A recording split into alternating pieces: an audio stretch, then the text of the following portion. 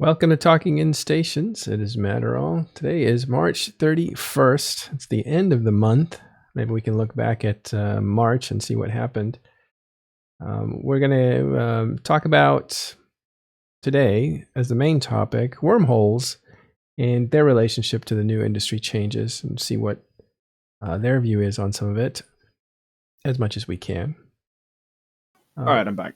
All right, we're already on air, so glad you're back. Tiberius is with us. Okay. How are you doing, Tiberius? I'm doing fine, thank you very much. All right, good. We also have Rundle with us. How you doing, Rundle? I'm doing great. Greeting, fellow capsuleers. I'm trying to do my Astarashi impression. I'm doing good. Yeah, good. And also as a guest today, we have Nick Bison. How you doing, Nick? I'm here, but not nearly as excited as Rundle. Yeah, but you got that radio voice, so call it even. You both do. Actually, all three of you do. All right, I'll try to keep up. Okay, first a couple corrections. One is that we forgot to tell you yesterday, Ashtarothi was doing his best to give you all that information coming out of this event, the Hunt, which has started. But we forgot to say there are login events. Login rewards. So make sure you log in. You have 14 days to collect 7 rewards. So a little bit of a grace period. Excuse me. Also, there was rats don't seem to go after drones much in this event. So if you are using drones, I suspect that they are a little more immune than normal. So that was something we didn't mention yesterday. All right. I think also as part of the event, they have turned back on the 50% off Omega plus of 3 months Omega with the 3 months of multiple character training. So in the US, that amounts to just under $50 so per account. So you can get one character and a second character for 3 months training for about $50, and they've turned that on. I think there's only 5 days. We're down to maybe 4 now. So that, I think, it's kind of coincided with the event as well. So awesome. Probably more the beginning of the month, but yeah, they're coinciding it with the event. You took advantage of that. Yeah. Oh, I did. Yeah. I on all my accounts today spent some money. I calculated it out to be about $3 a day for myself. That's about 5 accounts over a whole year is what it works out. And they seem to bring this back every 3 months, and I think it's a really good deal, and I hope they continue to do it. Certainly keeps me subbed on more accounts than one, and I think Tiberius has similar experience where he uses it as well. So I think it's a good deal all around. Every time one of these pops up, I usually make an effort to sub at least one account, because you're essentially getting the price of two characters for the price of one in terms of training plan time, right? So you can diversify, so you can train whatever character into whatever it is that you're doing, and then train another character into whatever it is that you're doing. And 3 months is a long time for being able to train stuff and being able to set up an alt into whatever it is that you're doing. So that's right. Speaking from personal experience, this is a great deal if you're looking to get to an Omega status for your character, and also diversify to get a second alt into, let's say that you have a PvP, you want to be a PvP pilot, but you also want to have PvE to make some money. This is a great opportunity to do that. In fact, that's probably one of the best things about this is being able to do that particular thing is, being able to set your accounts up right off the bat to be able to do PvE and PvP, as opposed to having to split both into one account, which typically ends up being, twice as long to train. Yeah, and you can do a lot of things in 90 days of training. And here's, just in case you've never done this before, when you buy this, it's not like activating this the in-game item. You actually activate a slot on your account, and so you can have your main character training all 90 days, and you can, if you have 2 other characters on your account, say character number 2, you can train that character for a month to bring up maybe you want to do some drones or something, and then you turn off that training skill plan. You can go over to your third character and turn that on for the next 60 days. You can use it across your account however you want. So you can mix and match the 2 accounts or 2 characters training on the account, mix and match it for 90 days however you want. That makes it very flexible for those people who have 3 characters and want to touch up some parts here and there, and then maybe try and have a whole new skill area that they want to add to a second character or third character while doing all that. So it's quite flexible. I enjoy that level of flexibility as well. I use that feature all the time. Hey, Nick, what does Zippo Zap Zap say there in chat? You read that? Yeah, he says the deal allows for 3-tune PI account to be set up as well. So then, of course, the snarky remark, time to further crash the market. He's right on the first half. The second half, I don't believe it's really going to crash the market because I think there's going to be more and more demand as we go on. So he's referring to the fact that you can essentially set up a PI account, which means 3 characters at once, to essentially be able to set up all 3 characters to be able to do PI within 30 days. Within the training time allotted. And you don't have to have all level 5 skills in order to have a proficient PI character. In fact, I think most of my PI alts that I have are characters that are skilled in the PI usually have level 4 skills. So those are, I would imagine that he's either referring to that or maybe I'm just a little rusty in terms of how PI alts are skilled into. Yeah. So one thing to note, you might think that, because we like to look deeper into meanings of things, the CCP releasing this sale, this multi-character kind of training sale in order to give industrialists a chance to start adapting to the new world where they will need more characters doing different types of subcomponent building and that sort and harvesting. And I just don't think any of that is connected. This looks very much like a typical Easter, or holiday sale for this time of the year. I don't think they communicate with development because development, can go. Somebody can actually miss a deadline, and then the feature that was needed to go out to meet this sale won't be there.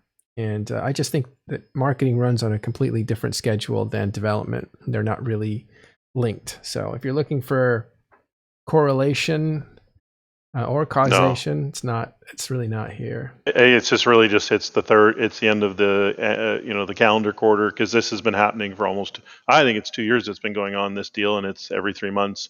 I've been picking them up for almost a couple of years now like this. So I think it's just a calendar thing. I never heard of a 50% off sale, and people like you and others have said, no, they have it all the time. I've just not. Yeah, every 3 months. So we'll have this conversation 3 months from now. I would say that this has been something that's been picking up steam for the past maybe year and a half. Some people could probably argue for a couple of years. I've only really seen it for the past 18 months or so, where it's just like Rundle said, where it's just maybe every 3 to 4 months we see some form of deal with this, with 3 months of MCT. I don't know if we saw one in January. Because I picked up. What was there one? Rundle? It was December. I did it 3 months ago. Yeah, my bank account can prove that. Because I picked one up in September or October of last year. I bought 2 of them for one account. So maybe I just wasn't paying attention. Yeah, no, I've been because all my 5 accounts have been double training for, like I said, almost a couple of years now. And so I have a character, we're talking about PI with a Galante hauler is the way I look at it, and it takes about 43 days, but that's level 5 to Interplanetary Consolidation 5 and Command Center 5, so I can max the number of planets, and I can max the Command Center power grid. It makes about 43 days, but you can knock off those 5s and drop it. Well, you still can do Command Center 5 to get max power grid to give you the most number of heads and stuff, and you can maybe eliminate a planet, putting you down really close to 30 days, even with a hauler. If you already have the hauler, it's sub 30 days, so you really could start a brand new account and get all 3 characters trained, and then just continue on with Omega and completely set that up. So it's all sorts of flexibility to do, because you can roll between those characters. And just one comment, correction for you, Matterall. It's actually 10 gifts right now over the next 14 days. Oh, really? 10 gifts? It's 10 gifts. But it's 7 days, isn't it? No, it's 14 days. So we're down 1 day already, or 15 days. So I'm looking at it right now. Mhm. It's 10 gifts Oh. claimed, and there's 13 days remaining. But they only show 7. I got that number from Yeah, Sim. you gotta So you as gotta you slide it progress, over. yeah. So you only have a 4-day grace period. You can only miss 4 days. That's right. In this case, you only miss 4. I think it was 5 from the beginning because day 1 and 2 are already done. We're on day 3 tomorrow. Is there And anything so, good on the if you slide over to the 10th? yeah, well, I mean, yeah. So it started out with if we're talking Omega, right? It's 15,000 skill points on day 1. Day 5, there's some more skill points. There's a number of skins. There's the hunt acceleration gate keys coming up.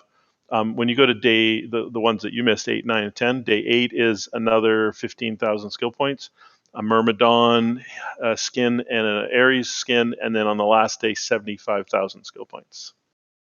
Yeah, let me open up the game and see if I can see that. But that's pretty good. That sounds more typical. When we looked at him, or when I looked at him, I saw 7 days, and I heard that it wasn't that great, or there wasn't anything extraordinary this time around. Skill points, and if you're a skin nerd, then skins. But skill points, really, it's with 30, 45, so it's like 120,000 skill points. Sounds good. All right. It's my game is updating, so I will take care of that later. All right, so that's the sale. Get in on that. Get in on those login rewards. We can't show them to you here, but you probably hear the game come on in the background. Let me actually get to that. Okay. 1 second while we switch cameras.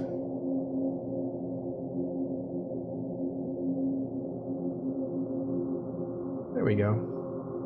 To the login rewards. And let me just mute this thing here.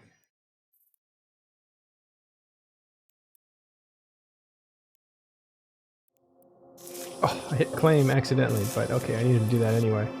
All right, yeah, so I saw up to day 7 here, but if you, once you start getting past the first 3 days, it'll move over like you just saw and automatically show you. And if not, you can just move over manually this way with this little default view here. Okay, I'm going to shut that off because the sound. I'm waiting for the Eve has sound meme now. Yeah, there it is, everybody. The sound.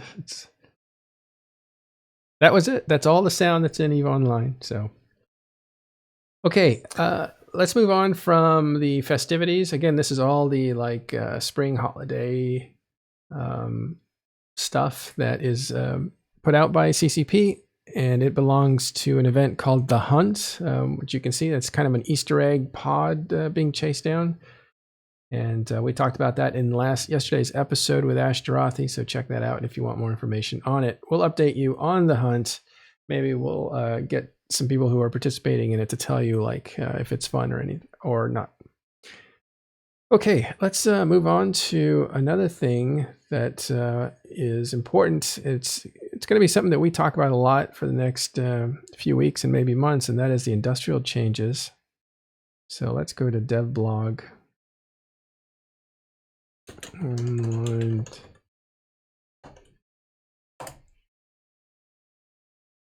And under dev blogs, if you back up to articles, you will see one of the first articles here is significant update to industry changes coming soon. And this is the blog that was put out.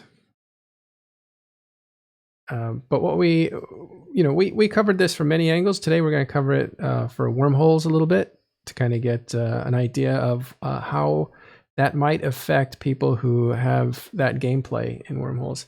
So Tiberius, have you looked over these changes and what do you think? Yeah, so I briefly talked about this on our reaction stream last week.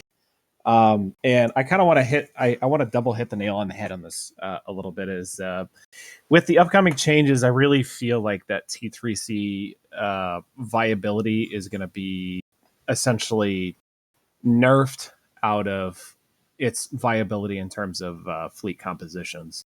The reason being is because hybrid reactions, which is what you use in order to react fullerene gases, which is the gases that are primarily found or only found in wormhole space, I should say, and these reactions are going to be required in additional builds across all of New Eden, including capital ships.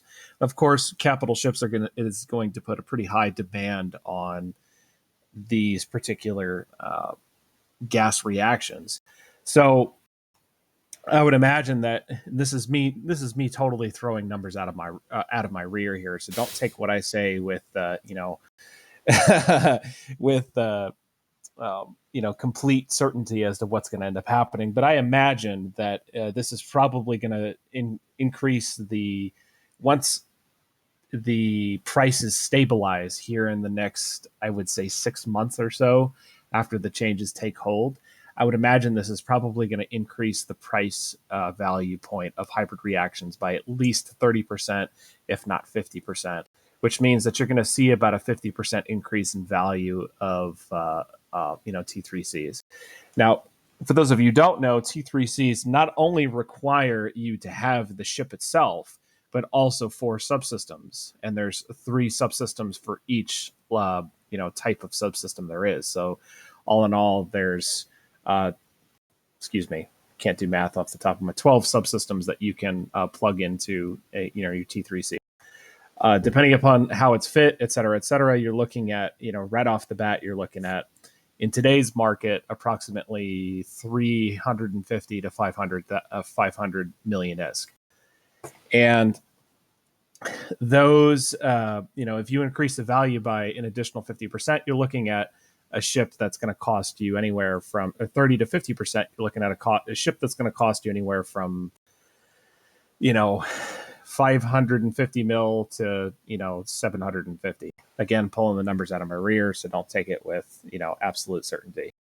And the problem with that is that these ships have a balance mechanism that's implemented into the game right now, and that balance mechanism is skill point loss.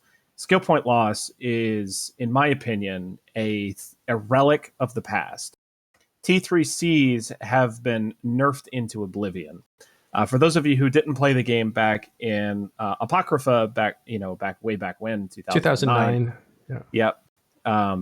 The Apocrypha was the Wormhole expansion, which introduced the Tech 3 cruisers, drifters, wormholes, pretty much everything that there is in wormholes was introduced in 2009, which was now 12 years ago. And these ships were out of this world, crazy overpowered ships. And it made sense back then because it was like, okay, if you lose this ship, which was priced at a capital ship back in the day, even all the way up until the rework, I believe in 2015 is when it happened. These ships were just absolutely bonkers overpowered. Really, really, really strong ships. I mean, we're talking Tengus that can rep 10,000 DPS. Can we crazy talk about this just a little bit together? Because I want to point out that skill point loss wasn't abnormal in those days either, because if you didn't ensure your clone and you were blown up, you would lose your last level 5 skill or about half of the experience in it.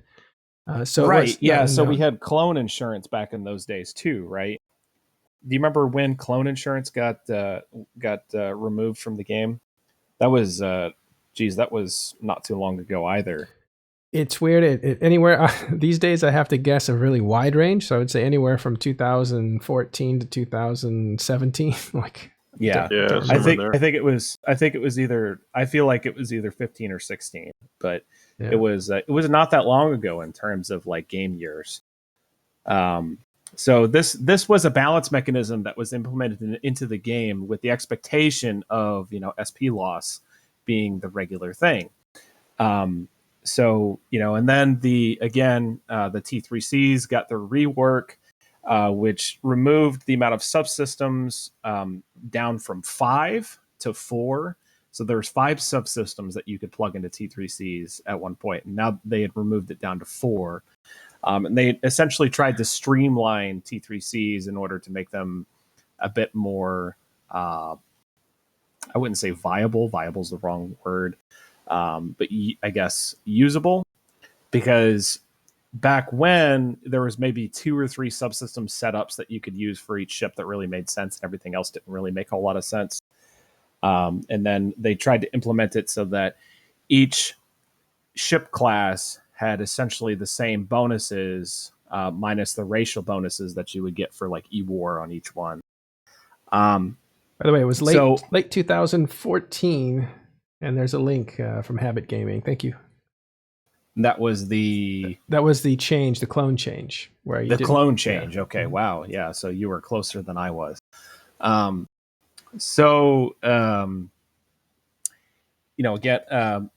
going back to what I was saying, the T3C's got a rework, 2015, 2016, approximately. I can't remember off the top of my head.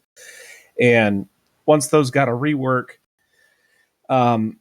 they kind of lost their viability as solo ships because they were trying really hard to bring them down a notch in viability. And it was a pretty significant, I would say, overall nerf to the ships in general. And they didn't really get a chance to ever recover from it.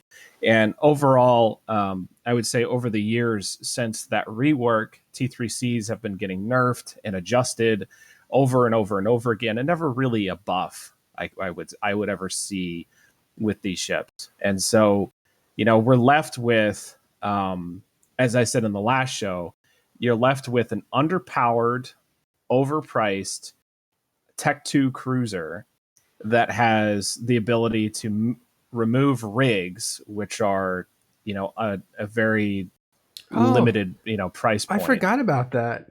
Right. Yeah. They're the only ships that can do that? It's the only ship that allows you to remove rigs, and it's the only ship that allows you to change the bonuses on it.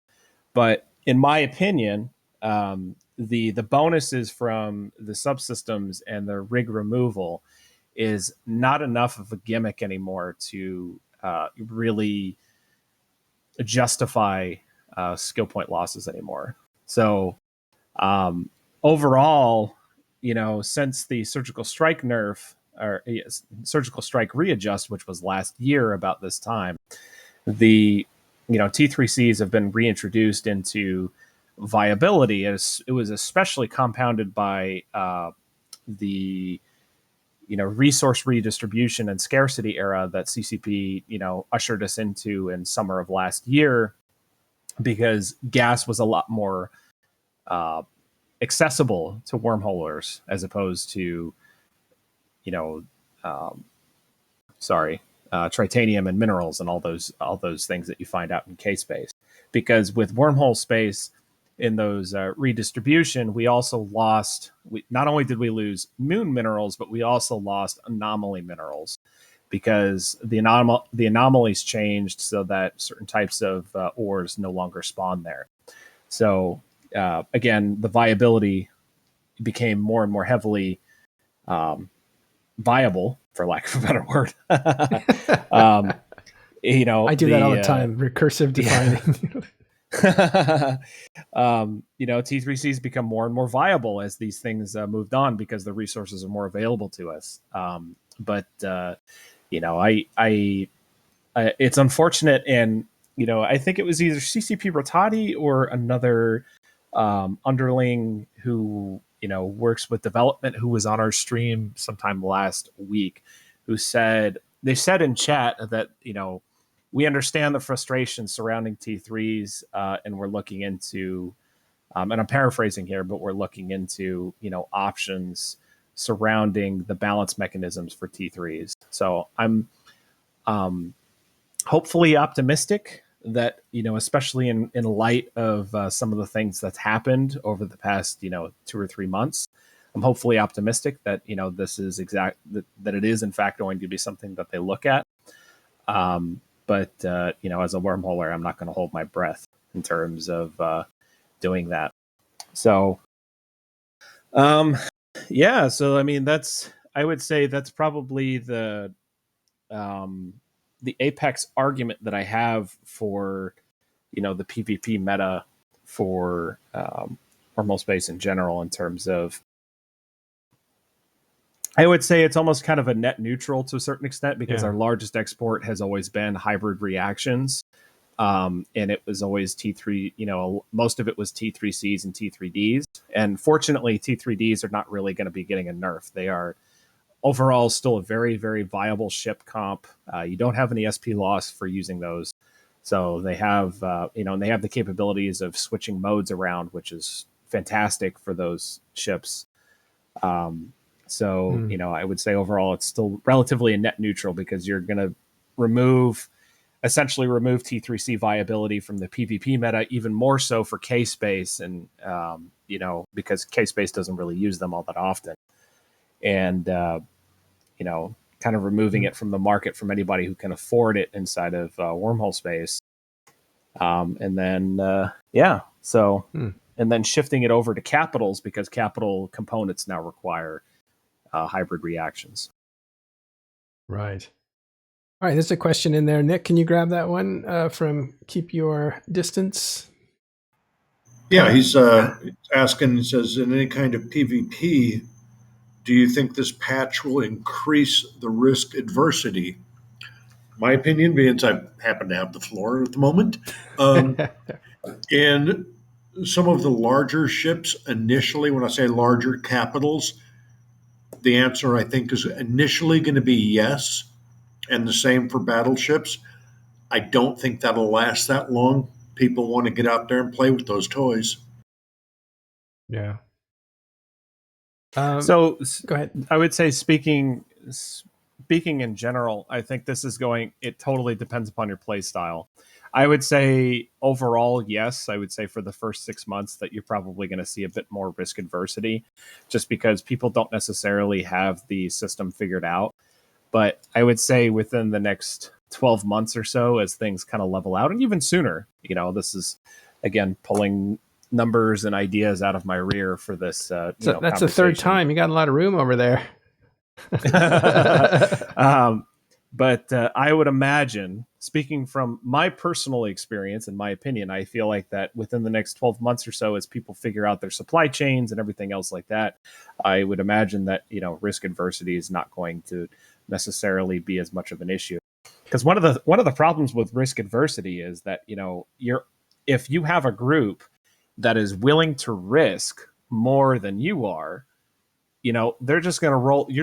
Are you just going to roll over? Are you not going to defend yourself? Are you not going to participate in these kinds of events in which, you can make a name for yourself or your group?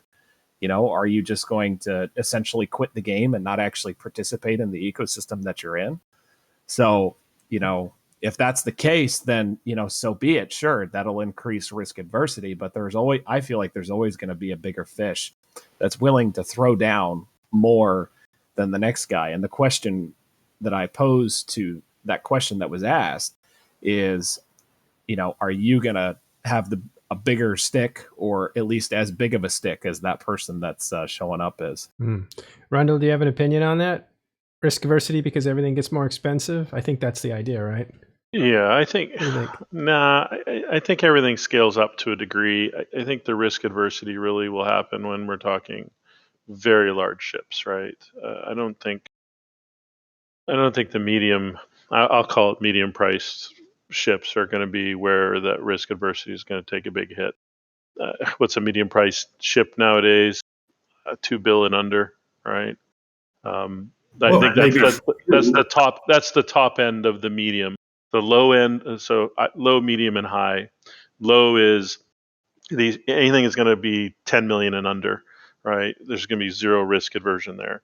10 million up to 2 billion. It's a big range, I realize, with a lot of ships in the 300 to 750, 800 mil, reaching up to 2 bill, because there's a big jump between a 2 bill ship. That's why I call it the medium. There's not many ships that are 3 and 4. Maybe if you really pimp out a Dread or one of the new Marauders, maybe you get to 3 bill. But after that, there's a a big step up to 8, 10, 15, 30 billion for the super caps. And I think the capitals are going to move upwards above that 2 bill mark. So that's why I'm kind of keeping my line there, right? Mm. So I think in that medium range of ships and down, there's going to be no risk adversity. So the changes where it's battleships and up, where the battleships are just taking a small hit to the change, but all those other subcapitals underneath are supposed to get cheaper, which means you're going to have more playtime in the smaller ships, and then you're going to be able to risk the bigger ones more frequently because you're not losing, a large amount on your cruisers or your battle cruisers, right? So it's a balance, right? I can take out a 2 billion ship and risk losing 2 billion ship a month. I can't do that. I can do that if all the other ships I'm losing are in the 100 to 200 range. If every ship I lose is 700 mil or above, it makes it harder to take a 2 billion ship out and lose it doing whatever, right? And so I think the cumulative drop of price of ships will allow the risk aversion for that medium price ships and below to remain roughly where it's at now. I think the big change is at the top end. Kenneth talked about this, I think, on Sunday and Wednesday of last week as well. He basically said that it seems to him that CCP is focusing on trying to make the battle cruisers and below as disposable as possible, so that it allows for more PvP to happen, which is kind of a departure from their previous thought standpoint, which is they're trying to make every loss count, or at least every loss a big deal, so to speak. And I think this is also has to do with CCP's decoupling the resource market from subcaps to capitals, right? I mean, we had Matterall, you had the executor of Frat on here last week. Yeah, Noros he was on last week, I think, on Friday, and he basically said that he expects the price of a Titan to essentially triple in some regards, which is just absolutely out of this world. 200 billion to 240 billion. That was his range. Yeah. So, and what are Titans going for now? 60 to 70? They're now selling comfortably between 80 and 90. They build right now, as it stands, about 120 theoretically, but they sell for about 80 to 90. Okay, so it's more like doubling or tripling then. Yeah, because of the resource scarcity, it already moved it from a good 40 to 60 all the way up to 120, and now it's doubling from there once you get in all these additional materials. Let me go back to Nick for a second. Did you have a comment, Nick, that you wanted to get in there about scarcity? Not directly related, but for the folks that are the battle cruiser and below builders, pay attention to your BPOs after the change, because if you notice in their spreadsheet, they have everything leveled out, that they're all the same. And you'll notice that your current BPOs by race are very different and by ship.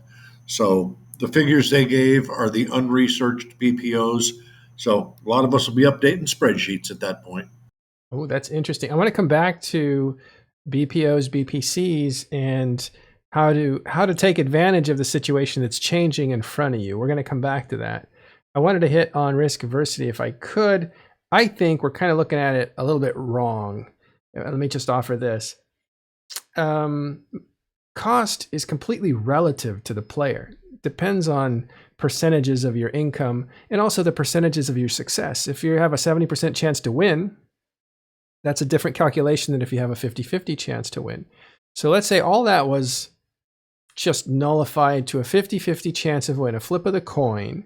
Well, they did some studies about that. I think some of you might have seen, I think there was a TED talk about it or some kind of small documentary about risk aversion. And if you went to somebody and said, if you give me $1, I'll give you $5 if you flip this coin and get tails. And a lot of people would say, no, thanks, I'm going to keep my $1. They wouldn't risk their $1 for a big reward on one coin toss. Then they said, okay, we're going to do it 100 times. And all of a sudden, the percentage of people that were willing to participate went way up.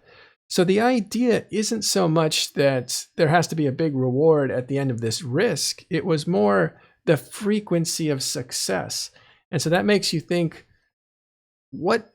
some people want to win, even if they are going to lose plenty of times, because of course you're flipping a coin, you're going to lose some of those times. But it's that obscurity of multiple times of doing something. And if I think of it in terms of EVE Online, I think of it in terms of getting out there repeatedly. It's like a numbers game. And eventually you're going to get a win, either alone or with your friends and stuff. And that's what propels you to do it. If you can get over the idea of this is a 50-50 chance I'm going to win this fight, I don't want to participate, and get into, let me do this 50 times, I'm bound to win a few fights. That's going to be how you get over your own risk aversion, I think. Yeah. So does your mind change though if the to your story, if it's risk $1 once for $5, okay, that's one, but you're saying risk $1 once for $5 100 times. What if somewhere in there you're not risking $1, but every fifth fight you're risking $3? Does that change? Does that change? What's that? Yeah, Nick's right. You change the calculation, everything changes. But we're just like stripping it down to a 50-50 odds. Coin toss. Yeah, right. And you double your money. Of course, if now there's like 3 sides to a coin, or if the reward is bigger, or if your expense is bigger, that starts to figure into the calculation. Right. But you're stripping it down to behavior, right? That's what we're looking at. And the behavior is if I can obscure a punishing loss by having a few wins, like if I can win sometimes, I'm willing to take that chance more so than if it's just a stark win or lose one time. I think that's kind of why I'm bringing up the example of $1 for $5 versus every once in a while it's a $3 for a $5, right? Because that's kind of what I was saying. If in my cruisers and battle cruisers and down, I'm in the dollar range now. It's just it's $1, and I take those out a whole bunch of times.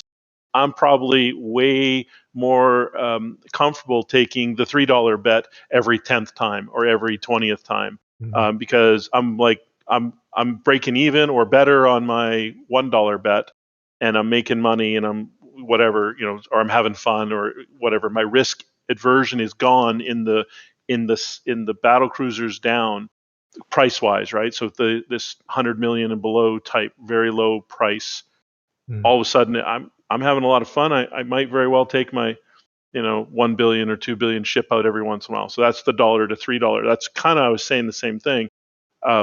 I was just basing it on money though, right? Not on necessarily behavior. So you're correct in that aspect to bring in the behavior. Yeah. And of course, the one flaw in my theory is I have no idea what's going to happen with the T2 ship versions of these ships and the prices and how that's all going to roll out, right? I'm thinking the T1 versions necessarily, but who knows how that'll play out. Yeah. The other thing that people seem to focus on is capitals. Like there won't be many capital fights because everybody's going to want to hold on to their capital or super capital, which is even more out of reach for people. And we've been hearing, we have people that write us from inside of Goonswarm and the Imperium that apparently a lot of people are, I don't know what a lot means. I don't have a number for you, but people are selling their supers back to Imperium, or we assume back to Imperium since it's kind of a local market in 1DQ. Again, I don't know how many people that is, so it may be 5, it may be 25. But the fact that that's happening is telling me that even though people have something that is going to be very expensive later, they want to get out of it right now. And why would they do that? You have any theories? I'll tell you mine. Because people want to get out of that gameplay, because that gameplay's stakes are going higher. And I believe that gameplay is going to be less available as time goes on. So the idea is normally you join a group. If you have a Titan or a super carrier, or let's just say even capitals, you want to join a group that's capable of using those so that you have a little bit of security as a group, security in numbers. But if those groups are getting smaller, or And they will get smaller over time because we assume Titans are basically not going to go away, but they're going to be reproduced very slowly. So they're just going to die at this point pretty quickly. Not pretty quickly, but the trend is more Titans will die than will be created, we assume, because the price point is so high on The building proliferation will stall, is what you're really saying. or slow way down until there's an equilibrium matched, Yeah. where the price Yeah. goes up to meet the demand. So I think, I was just thinking myself, like, do I really want to bother having a super in this era? I don't know, dude. That really depends, like, kind of what you just said, which is, it depends upon your play style. And I think one of the reasons why people are dumping their capitals, or sorry, their super capitals out in K-Space is because the risk to reward ratio is just not there for them anymore, right? One of the reasons to own a super, at least in nullsec, was to be able to go super ratting. Super ratting was the apex way of ratting. It used to be Titan ratting, but they nerfed bosons, and you can no longer fit subcap weapons to Titans. But for some perspective, real quick, for players who haven't been here that long, like 5 years ago, if you were caught ratting in a dreadnought, you were like ostracized from your group. That's how rare it was to do that. Fast forward 5 years, the whole world's changed. Now you're ratting in super carriers. Yeah. So, most everybody is ratting in super carriers. And, again, like I said, it used to be Titan ratting, but bosons got nerfed. So, and, we're kind of seeing the same thing in wormhole space a little bit, too. It's especially changed up since the, not Dreadnought, but the, what are those things called that fit bastions? Marauders. Thank you. Yeah. That is the word I was looking for here. Ever since the Marauder changes, there's been a lot of talk in back channels about, are Marauders actually viable running wormhole sites? Are they a viable alternative now to running wormholes as opposed to having, which is the apex way of doing things, or at least the most accepted way of doing things, which in terms of efficiency, which is 3 Naglfars or 3 dreads, depending upon how you're spec'd into things. Now, the argument is being made, and I've done some experimentation on this on my own, is that, can you run, Marauders in order to run these sites? Can you, and also decrease your risk? Because think about it now. So let me pull up my Z-Kill real quick here. So we killed a dread not too long ago that was and excuse my language here, it was a Tech 2 shit fit dread. And it was, I say it was bad fit just because it didn't have any high level modules. It didn't have any faction modules on it, except for the Abyssal modules in the low. It had 4 Abyssal Gyrostabs and 1 Abyssal damage control just for the fun. That ship on Z-Kill was just under 5 billion. I would say 6 months ago, even a year ago, this dread that we killed probably would have cost 2 billion, easily. So the price of this ship has doubled because of the mineral scarcity changes, which means that if you put 3 of these babies on field, you're looking at a 15 billion-esque loss. And, while you may have insurance to kind of cover it and, back it up a little bit, but, you're still looking at approximately a 12 to 13 billion-esque loss. And for a lot of people, because Siege essentially tackles yourself for 5 minutes at a time per siege cycle, and 3 dreads, if you run a 3 dread comp, which is, the quote unquote standard for running efficiency 5 sites, you're looking at a 10-minute cycle, 2 siege cycles, which is 10 minutes total.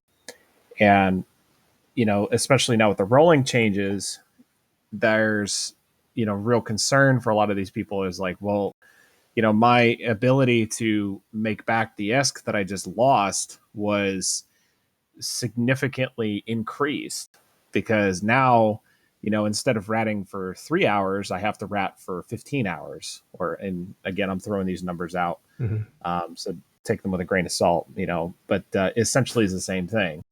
Whereas now, if you have the Marauders, circling back to the Marauder changes, if you get caught, if you have your Marauder set up correctly or in a specific way, you're only looking at losing one ship, which, now some of these things are caught because of, CCP's announced changes to how, Tech 1 ships are going to be made.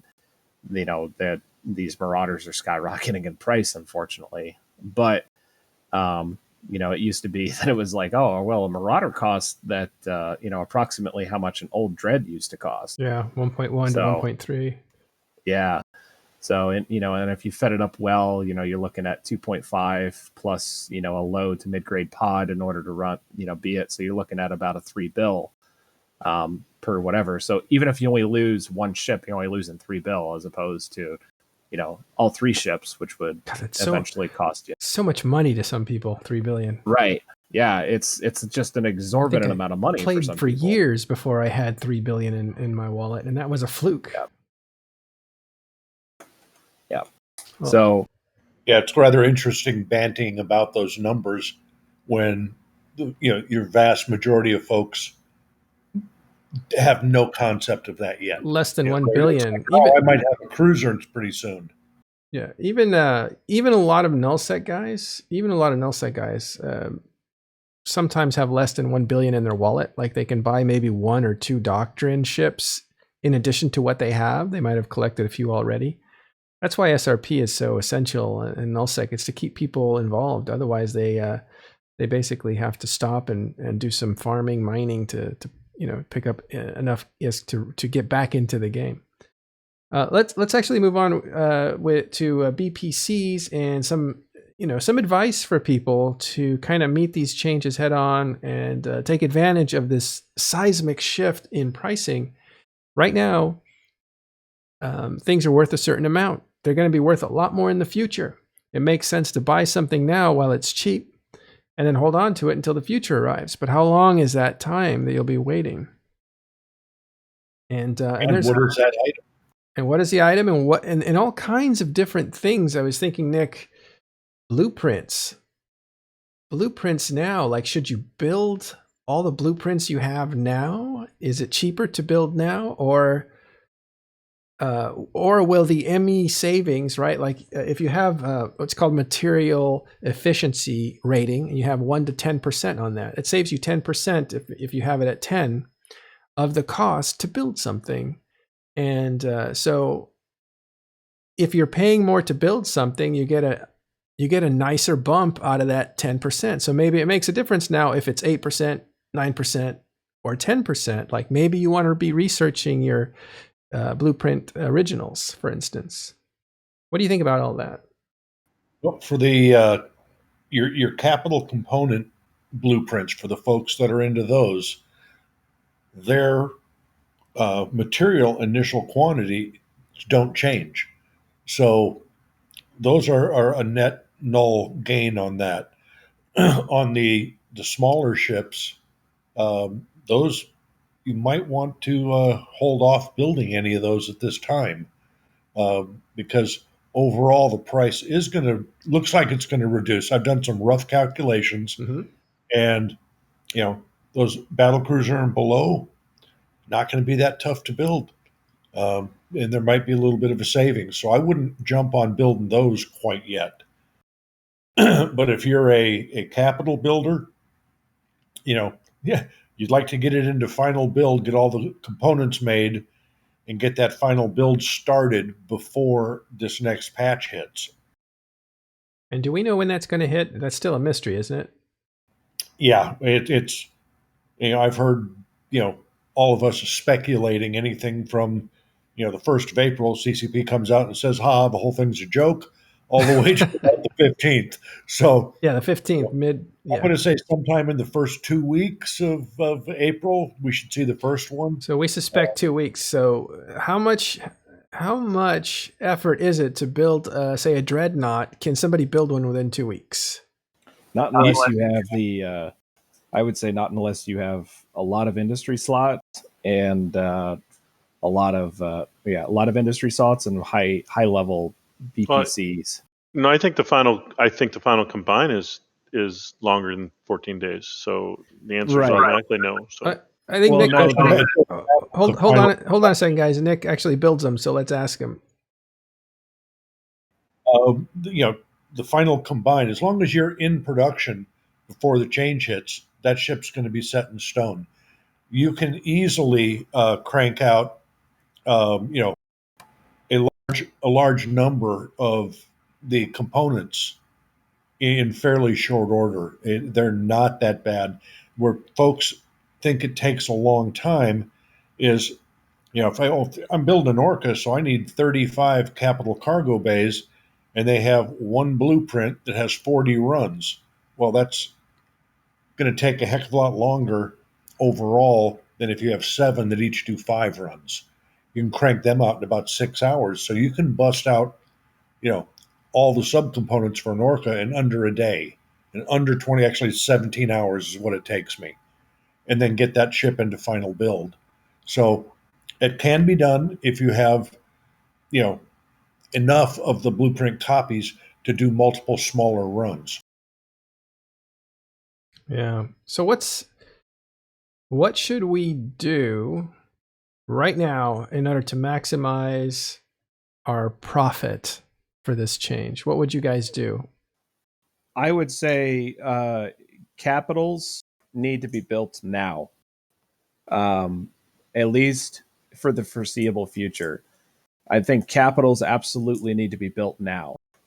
Everything else, honestly, except for faction battleships, I think you should wait. Again, I haven't really looked heavily at those numbers. I mean, I'm pumping out Leshaks like nobody's business right now because those are. I'm terrified that those are going to go through the roof in terms of price, and we need Leshaks for wormhole space. But I would say everything else, aside from capitals and faction battleships, I think generally you should wait. But that's my personal opinion. Rundle, do you have a guess? What's a smart move? yeah, I think I rarely do the smart move when it comes to industry. So maybe I should preface What? my answer with that. So what wouldn't you do? And then we'll do that. No, I think I think with the upcoming changes, if you have that flat line, carrier, dread, orca, rorical type materials ready to go, crank those out before they really add on all those additives, super carriers, titans. Even if you got the materials, build them. The subcaps, I'm not so sure on the battleship. I think that's going to kind of be break even because they're components to Black Ops and Marauders right now, and I think you'll make your money back there. Maybe that's where I'll be wrong, but I think the material cost going in now, they would really have to drop the cost on a battleship to really say, okay, whoops, I really screwed up. And that's maybe where the asterisk in my comment comes into play. For sure, all the battle cruisers and anything under, just hold off. I think the price drop in that normalization curve will really happen there. Anyways, that the battleship for me, either. Some people are saying hold off. Some people are saying do it. Yeah, it's a gamble. I think depends on what you're using it for. If you're building them to just go and fly them and lose them, maybe hold off. If you're using them to go into Black Ops or Marauder builds, maybe you got enough. Maybe you just roll the dice and go, and you lower your margin a little bit moving forward. But again, I think it depends on what you're doing with them. Yeah, I heard some good advice from a friend. Said build PvE battleships, right? So again, the battleship may go down in price, may go up in price. It's not. There's an equilibrium there that we don't know yet, so we really don't know if its price is going to go up or down. But PvE battleship would probably be the thing to do. Sop up those minerals now because minerals are actually worth more if you use them right now in the next 2 weeks. That's you want to maybe you don't want to buy minerals because they might be overinflated right now with the panic. Everybody's running to the store to just panic buy everything. So the prices might actually be way up on minerals and items and that sort of stuff. But if you have it in your storage, you may want to purchase. You may want to just build with it. Another piece of advice from Araya, it's a good advice. Is he says if you have battleship BPCs, copies, like faction battleships, you should build those right away. And that's just going to be true. Because those are definitely going up. The faction variant of battleships is even more expensive. We assume those faction variant of battleships should go over 1 billion per ship, each of those. I expressly ask, this is a humble ask, as a humble wormholer. Please God, whoever has Baelgorn blueprints, please build them, because I really don't want to have to spend 6 billion ISK on my next Baelgorn. I'm good enough spending 3 or 4 on it right now. I don't want to have to increase the price by an additional 30%. Baelgorn's usually the cheapest faction battleship. Yes, it is. It's because it's been especially bad with the war in Delve because nobody's running these sites. Yeah. And, the Delve miracle, quote unquote, has really reduced the price of faction battleships, because most of the price was centered around the blueprint copy cost, the blueprint copy drop. If you have a lot of people running those sites, then, it price drops. Right. The price drops. So, yeah, Baelgorn blueprints got as low as 80 million, I think, at one point. And they were selling for, because the price of a battleship at the time, it's been fixed since then, it went up, but was about 120 million. So a Baelgorn was like 220 million. It was incredibly cheap. It's gone higher since then. But all these things, remember, these things are going to go over $1 billion each. So what a huge difference that makes. And that's only a year and a half spread. Yep. Also, the Macarial was. Oh boy, the Macarial! That's going to be super hot property. I'm very, very disappointed to hear that those are going to also be going up in price. I'm happy that I have a small stockpile of them, but they are my favorite rolling ship because they're the fastest in terms of rolling battleships. But I'm very disappointed to hear that those are also going up in price. So, yeah, if you can build now. You have 2 weeks. If you can build capitals comfortably, do that, because those are definitely going to go up. I don't think there's any question about that. Material costs are just too great. And it is really a crazy time to be having a big war with a lot of people involved. So whoever's free at home to build, I bet you they're doing that. Or maybe they're building inside a Delve, inside a T5Z or 1DQ. Maybe they're building there as quickly as possible. I don't know. We'll see. One more thing about the blueprints and the blueprints copies. Is there any other magic in there? I mean, should we sell? Is there such hysteria that we should sell our blueprints, or I don't know, because we have blueprint copies? I think so. I think if you have a faction battleship blueprint copy, I think that there's definitely viability to buy it. I would buy it.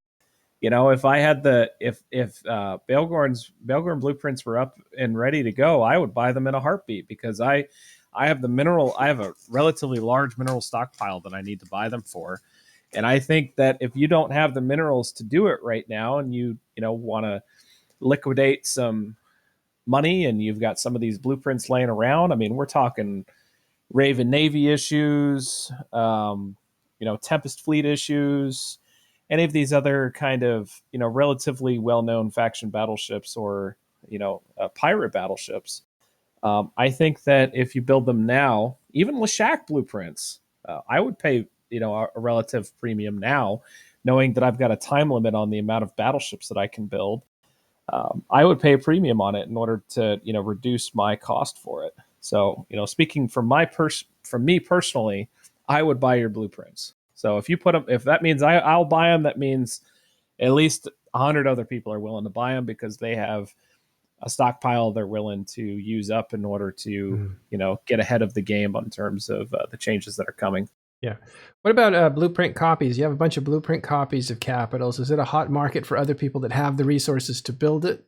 Or do you think they're just flush with all the blueprints they could need? It's not a good time to sell your blueprints. A lot of the folks, that's a good question. A lot of the folks that have the raw materials to build the capital components have already got a stash of the blueprint copies to use. That market's probably pretty small. You can still the Orca blueprint packs. Those still might sell, but they're going to change rapidly with this next item coming out. Mm-hmm. But aren't the copies also going to change, like when they scrub and go through? Correct me if I'm wrong, but Yeah. like if they add 3 components, so I don't why. I guess I'm a little lost on why you need to rush through using your copies, because they should reflect the new build recipe when it gets converted, right? No, because the capital component blueprints still just use minerals. The PI and R4 reacted materials are actually additional blueprints and additional items required on top of the capital components you already built. Right. But they don't go into the components. The components are still made. Correct. When you go into the final build, where right now I just throw the blueprint for the Orca and all the capital components, and bang, that's it. Yeah. Now, in addition to the capital components, I'm going to need that reacted R4. Yeah. So we're only talking about the final build then, right, Nick? Correct. That's what you should build. Yeah. Not build a bunch of, and that's what you're saying, Rundle, is why. That's right. Yeah. What's the advantage of building all the ingredients right now? There is none. They'll be the same. Just the final build will cost you more later on. And I just wanted to make sure, because it seemed like we're suggesting that we should get rid of or move off or sell or dispose of or build, use, somehow get rid of these BPCs because they're not going to be useful. No, the recipe will change across the game. So if a copy or an original has an addition or a change in any volume number or input material, that'll change across the universe for all copies and all originals. So should we double check that, because Night Sky says the capital components are changing? Yeah, the capital components do get an additional cost here. Oh, right. Yeah, they do get an additional cost, and the final build of the capitals also get an additional cost. When I was suggesting that people quote unquote get rid of their stuff or liquidate it, my suggestion was merely at the idea that if you don't have the time or the wherewithal or the headspace for understanding industry, a crash course in industry and how to build stuff right off the bat. I was merely just trying to suggest that these, because people are trying to build as many of these faction battleships as fast as possible in order to get ahead of the curve for the changes coming. That's just more. It's a great opportunity for people to make a little extra money off. Of right now, I get it. Okay, to what Night Guy was saying, he's absolutely right. After the change, the capital components are then also going to require, like what certain of them, wetware mainframes, different items. If it's already built now prior to the change, you're already sitting on that capital component item. That's right. That's right. Don't need to do it again. Yeah, exactly. But if for some reason you're not ready or can't, your blueprint copy isn't going to be worthless after the change. It's just now going to reflect all the additional things that you need. And that's what Tiberius's argument is then based on, is that, hey, if you're struggling already or don't quite have the overhead or the cost or the patience or whatever it is to do the industry now, it's actually going to get harder. So you should probably maybe take an opportunity to sell the blueprint copies now on the market, make a little money, get out of the game until you figure out you can get back into the game. But the game is going to get more expensive for most of these high-end capital copies. And I think that's really the summary of the 2 points that you guys are making. So for a lot of people, they don't have access to that gameplay, the capitals, the subcomponents, and building ships. They don't even have Sov to build anything bigger than a capital ship. Let's say that's you. Well, and it may be too late even to take advantage of that kind of stuff, but take your minerals and maybe build your Tech 2 modules now, because I don't know if it's been announced, but we presume, and it's a presumption, that T2 modules are going to be facing, I think, everything in the game, but it's one step at a time. T2 modules will probably get their version of this kind of what we would call tier side, where it's not just minerals that build something, it's going to be a diversity of things. So if you have T2 things or faction modules, it might be a good time to focus on those, and that gives you much more time because they haven't even announced those changes. And CCP did very heavily hint at the fact that Tech 2 production is going to also receiving some changes. Yeah. So right now, the only thing announced, let's be clear, are ships that are changing, but we assume that it's going to hit modules next. If I can do a minor segue from talking about the industrial changes and Wormhole at the same time. Specifically, this is geared toward your small industrial group, your little groups of people, or in some cases, all the way down to an individual. And they're looking at this and scratching their head, going, holy crap, what am I going to do? All right. Have you considered super low class Wormhole as resource location? I personally found a little C1 with a high sec static. That's a complete crap wormhole to a wormhole group. All right. So I popped in Talking in Stations. We now have a Wormhole channel. I hopped in there, started asking some basic questions because I don't know squat about wormholes. Now these guys are jerks. They're going to give you a lot of snark. Not in our channel. But at the Not in our channel. They're going to give you some great advice on how to more or less safely, navigate that if you're not used to it or haven't done it before. So it's very doable. You can do PI in there. The one I found happens to be a Freeport C1. Somebody's already got a Freeport station. Oh, wow. That means anybody could use it. Exactly. And they've got a little hashtag thing on it. You pop it up, read it, and it's like, okay, here's the rules to use this area. And it's like, that's awesome. So it gives me and a couple of my friends, the opportunity to go in there, learn something new that we don't do very often, which is wormholes, and acquire some of these resources. They got gas, they got PI. If you want to do some of those combat PvE sites and relic sites, they're all there. Mm-hmm. And you don't have to put up your own station and put up your own risk because there's a Freeport in yours specifically. Not all of them have that, but yeah, there's a series of Freeport ones that I found, and I just was stunned. That's why I had to start asking those questions in the Wormhole channel. Can they pull all the fuel out of it, make it go abandoned, blow it up, and then pick your stuff up as loot? They absolutely could.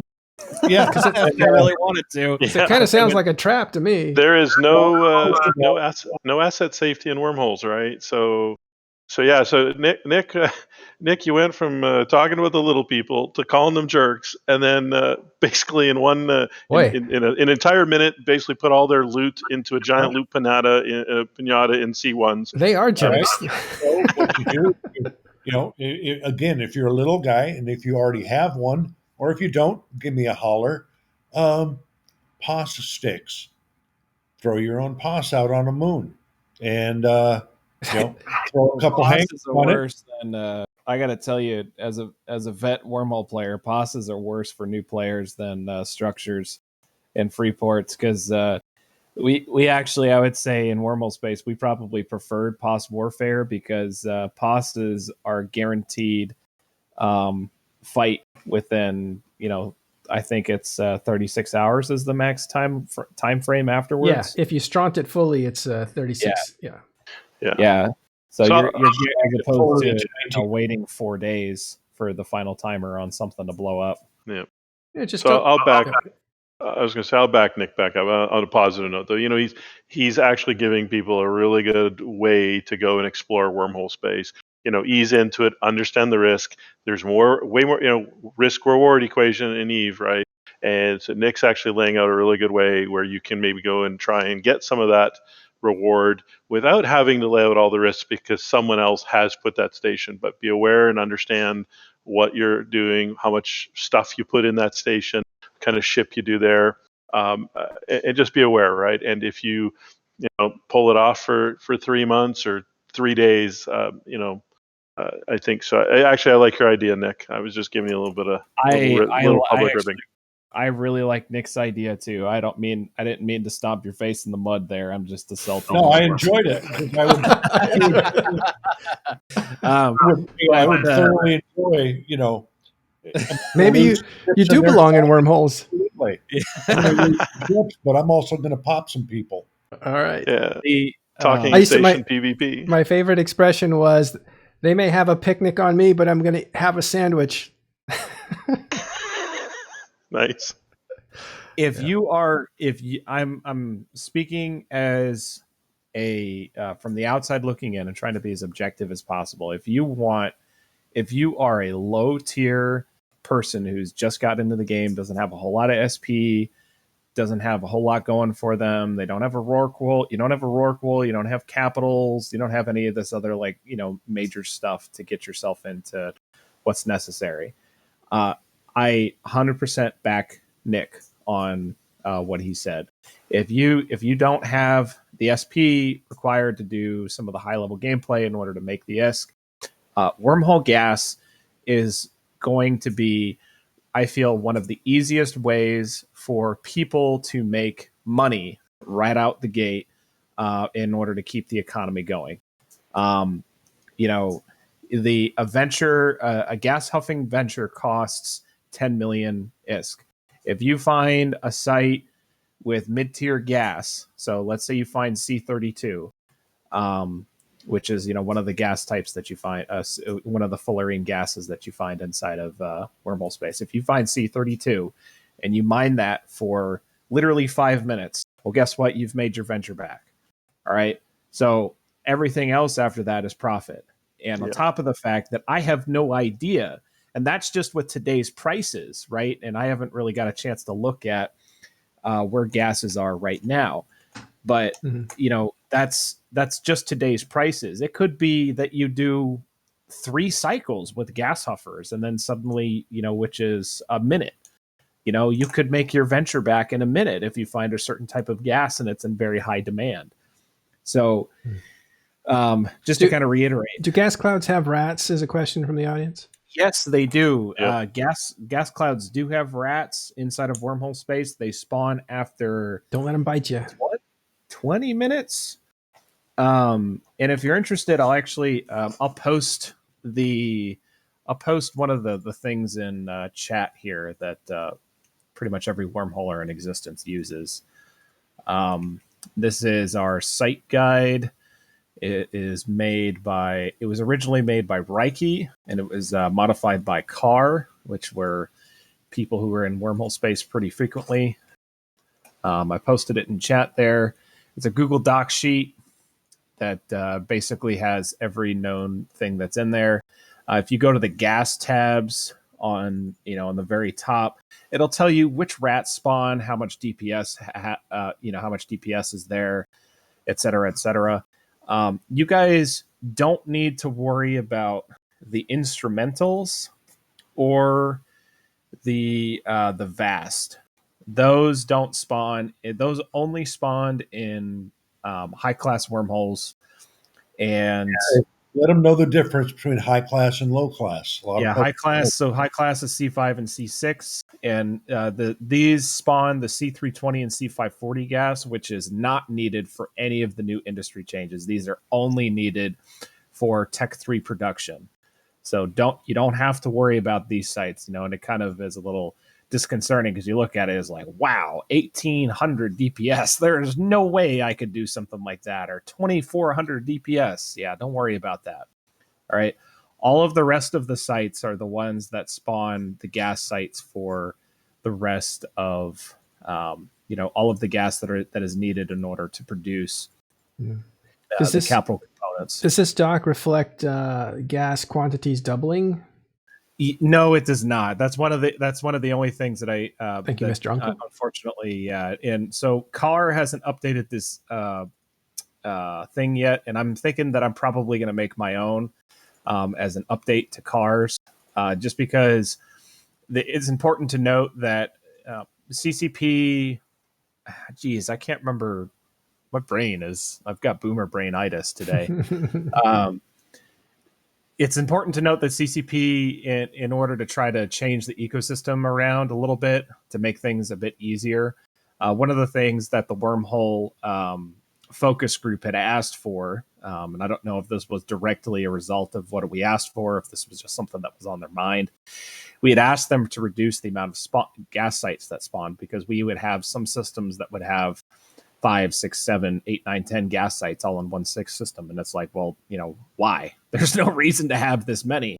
And so what they did was they reduced the spawn rate of gas sites by 50%, but then they increased the amount of gas in there by double. So everything that you're reading on this, if you're looking at this doc with us here, everything, all of the M3 values that you're seeing is double, or all of the unit and M3 values are double. The ISK values are not up to date. I think the last time the ISK values were updated was 2017. They're going to change anyway with these changes, right? Yeah. Demand is going to go way up. Okay, So thanks. we got to wrap up soon, but go ahead, Rundle. Yeah, just real quick. I just want to add some extra value to Nick's idea, because I want to be clear, right? If you and a friend or a couple friends want to go out and do some gas and have someone bring a combat ship to help fight rats, you want to go and try and make some money, and you find one of these free ports. Remember that all citadels operate the same, at least in terms of how to grind through the structure. You're not going to lose it overnight. You're not going to go to bed and then wake up the next morning and stuff's gone, right? You're going to have to go through this. They're going to have to go through shields, and then through and then through armor, and then through hull, and a number of days. So if you're paying attention, you're playing on a pretty frequent, you can realize, oh crap, I got to get out. So that's actually a really good way to go to a C1 or C2. C1 probably a good place to start. It's another great way to go and enjoy Eve with a couple friends, and maybe make some different amounts of ISK than you had before, with a little different risk. And there's a whole lot of other game plays.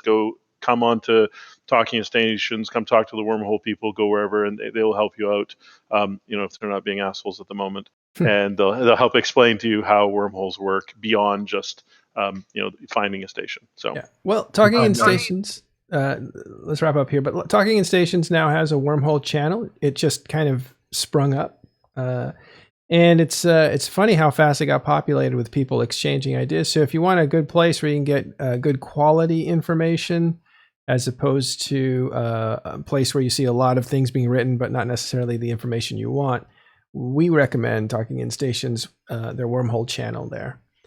Okay, one last thing before we go. Looking at the kill board, it looks like it's pink. So hello kitty colors.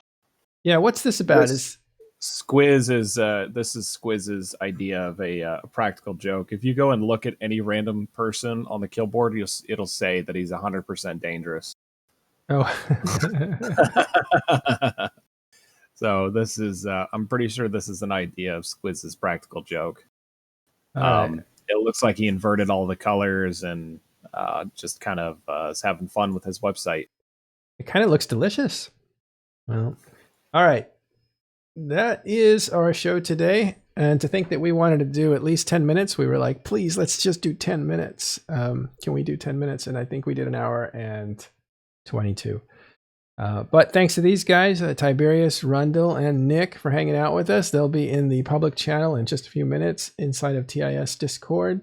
And thank you guys for hanging out with us. Appreciate you coming around and watching these shows live and giving us information and asking us questions. Appreciate that very much. Thank you guys. We'll see you next time on Talking in Stations.